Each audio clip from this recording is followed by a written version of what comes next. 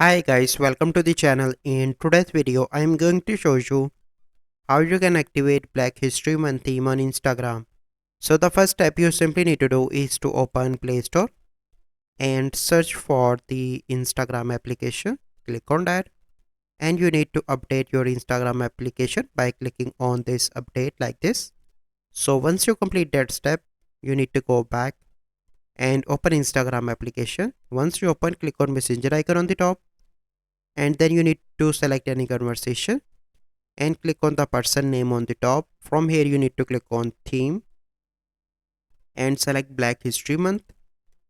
Wait for a few seconds and now you can see that this theme is activated. So this is the process. I hope you find this video helpful. If you find this video helpful, must like this video, subscribe to our YouTube channel for future videos. We'll see you in the next video. Thank you. Have a good day.